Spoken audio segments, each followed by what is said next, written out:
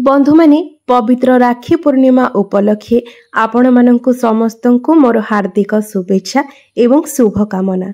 आपण मानंकर जदि बिच्छा राशि होइथाए तेबे भिडियोटी को स्किप न करी शेष पर्यंत थरे निश्चय देखंतु। बिच्छा राशिर व्यक्ति विशेष मानंकर जीवन एही राखी पूर्णिमा ठारू संपूर्ण रूप से बदलिबाकु जाउछि, कारण ग्रह नक्षत्र मानक चलन रे एक बहुत बड़ परिवर्तन हेबाकु जाउछि, जहा फलरे एमानंक जीवन रे चलीथिबा समस्त दुख कष्ट एवं समस्यार अंत हेबाकु जाउछि एवं पुणी थरे खुशी फेरिबाकु जाउछि।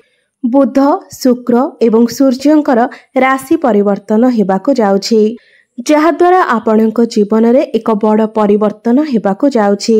आपणक जीवन रे चलीथिबा समस्त दुख कष्टर अंत हेबाकु जाउछि। पुनर्बार आपणक जीवन रे खुशी फेरिबाकु जाउछि। तेबे आसंतु जानिबा आपणक जीवन रे कौन सबु बड़ परिवर्तन हेबार अछि। तो एहा पूर्वरु जदि आपणकर बिच्छा राशि होइथा तेबे भिडियोटी को लाइक करी चैनल टी को सब्सक्राइब करि दियंतु एवं कमेंट बॉक्स रे जय श्री जगन्नाथ निश्चय लिखंतु। बंधु माने पूर्वरु आपणकर स्वास्थ्य समस्या देखा जाउथिला, धन जनित समस्या लागी रहुथिला। आपण ऋण नेइथिले किंतु ऋण सुझी पारु नथिले, ऋणर भार आपणक उपरे बढ़ी जाइथिला। गृह परिवार रे खुशीर वातावरण नथिला, शिक्षा क्षेत्र रे विभिन्न प्रकारर समस्या देखा देउथिला। आपणकर अननेसेसरी खर्च हेउथिला, समाज रे आपणकर मान सम्मान कमी जाइथिला। आपणको चाकरी प्राप्ति होई पारु नथिला, संतान संतति को नै चिंतित रहुथिले एवं व्यापार रे मध्य आपणकर लॉस हेउथिला। प्रेम जीवन रे मध्य समस्या देखा देउथिला। तेबे एभली जहा भी किछि समस्या आपणक जीवन रे चालुथिला ताहा एबे दूर हेबाकु जाउछि। आपणक जीवन रे पुणी थरे खुशी फेरिबाकु जाउछि। आपणक जीवन रे नूतन सूर्योदय हेबाकु जाउछि। बंधु माने शुक्रंकर राशि परिवर्तन हेउछि। शुक्र हेउछंती धनर कारक ग्रह। शुक्रंकु मां लक्ष्मींकर स्वरूप बोली मध्य माना जाइथाए। शुक्र आपणंकर अष्टम भावरे थिले। अष्टम भावटी को कुंडली रे भल विचार करा जाय नथाए, तेणु शुक्र ग्रह आपणंकर खराब स्थिति रे थिले।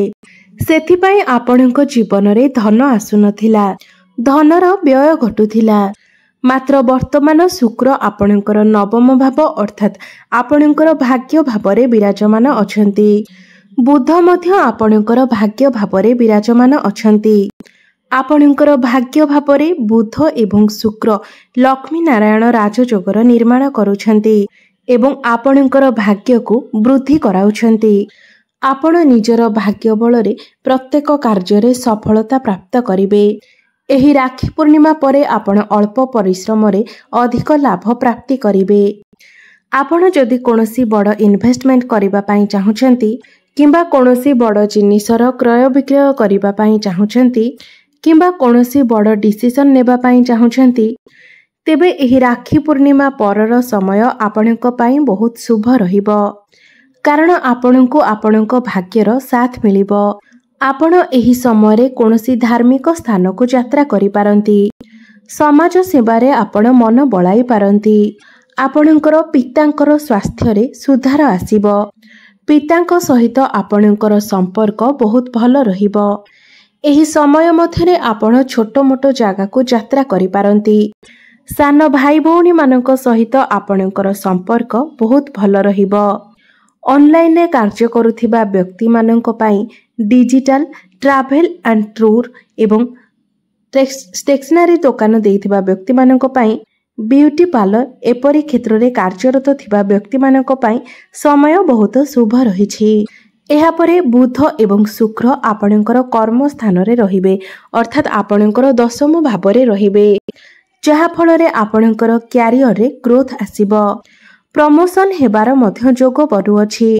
कैरियर रे आपणको बहुत अधिक सफलता प्राप्ति हेबो। ऊपर ऑफिसरंकर सपोर्ट आपणको प्राप्ति हेबो। जेउ मानक निकट रे कोनोसी चाकरी बाकरी नाही तो सेमानंको नूतन चाकरी मध्य प्राप्ति हेबो।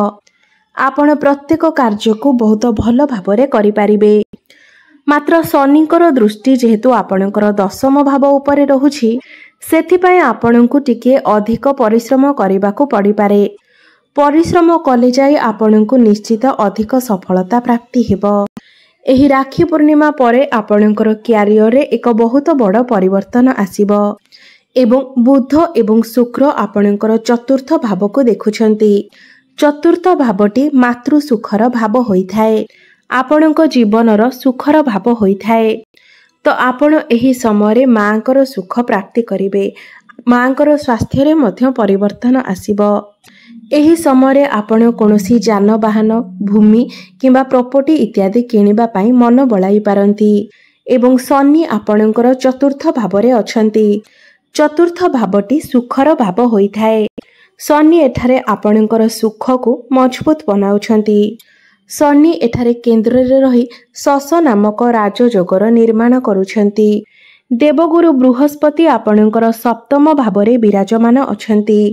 सप्तम भावटी व्यवसाय वाणिज्यर भाव होइथाए एवं आपणकर वैवाहिक जीवनर मध्य भाव होइथाए। तो एही समय आपणकर व्यापार वाणिज्य बहुत भलरे चलिबो। आपणकर डेली इनकम रे वृद्धि आसीबो। आपण किछि अधिक रोजगार करि पारिबे। धन संचय करि पारिबे। आपणकर बैंक बैलेंस रे वृद्धि हेबो। समय समय आपणको आकस्मिक धन लाभ मध्य होई पारे। आपणकर वैवाहिक जीवन रे पूर्वरु जदि किछि समस्या थिला तेबे से सबु समस्यार समाधान होई जिवो। एही राखी पूर्णिमा परे आपणकर वैवाहिक जीवन बहुत भलरे चलिबो। आपण दुई जनक मध्यरे मधुर संपर्क स्थापन हेबो। आपण दुई जण मिसी कोनोसी बड़ डिसिजन नै पारंती। फैमिली प्लानिंग मध्य करि पारंती। आपणकर लाइफ पार्टनर कर कैरियर रे ग्रोथ आसीबो। आपण दुई जनक मध्यरे अंडरस्टैंडिंग भल रहिबो। तालमेल भल रहिबो। गुरु एठारे रही आपणकर लग्न भाव अर्थात आपणकर प्रथम भाव को देखुछंती। प्रथम भावटी होइथाए आपणकर स्वास्थ्यर भाव। आपणकर इम्यूनिटी सिस्टम रो भाव। तो एही समय आपणकर स्वास्थ्य बहुत भल रहिबो। एपरिकी पूर्वरु जदि स्वास्थ्य जनित किछि समस्या थिला तेबे ताहार मध्य समाधान होई जिवो। गुरु एठारे बसी आपणकर एकादश भाव को मध्य देखुछंती। एकादश भावटी आपणकर हठात आयर भाव होइथाए। लाभर भाव होइथाए। इच्छा पूर्तिर भाव होइथाए।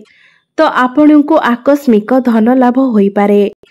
चारिदिकरु आपणको लाभ प्राप्ति हेबो। आपणकर समस्त मनर इच्छा पूर्ण होई जिवो। बड़ भाई भौणी मानकर सपोर्ट आपणको मिलिबो।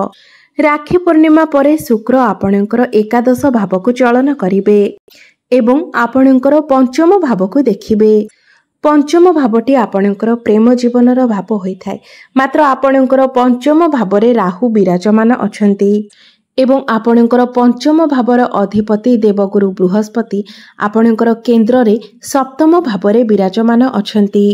भल स्थिति रे अछंती। राहु एठारे पंचम भावरे आपणको प्रेम जीवन रे समस्या तो आणुछंती। मात्र शुक्र आपणकर पंचम भाव को देखुथिबा हेतु प्रेम जीवन रे टिके सुधार मध्य आसीबो। आपण दुई जनक मध्यरे भल पाइबा बढ़िबो। पूर्वरु जदि आपणक मध्यरे किछि मत पार्थक्य चलिथिला मन मनांतर चलिथिला तेबे ताहा एबे दूर होई जिवो। आपण दुई जण मिसी कोनोसी स्थान को भ्रमण करिबाकू जाई पारंती। भ्रमणर जोग मध्य बनुअछि।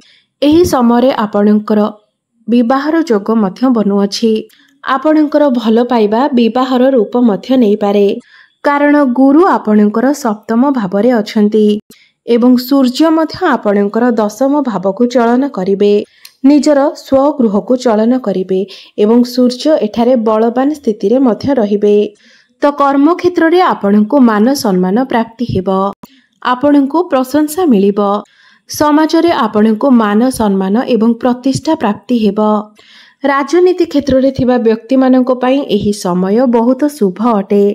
सरकारी क्षेत्र रे आपणको सफलता प्राप्ति हेबो। जो माने कॉम्पिटिटिव एग्जाम पई प्रिपेयर हेउछंती सेमाननको पई एही राखी पूर्णिमा परर समय बहुत भल रहिबो। आपण आपणकर शिक्षा क्षेत्र रे बहुत अधिक उन्नति करिवे। जदि आपणकर कोनोसी एग्जाम अछि तो एही राखी पूर्णिमा परे निश्चित रूप रे आपणको सेथिरे सफलता मिलिबो।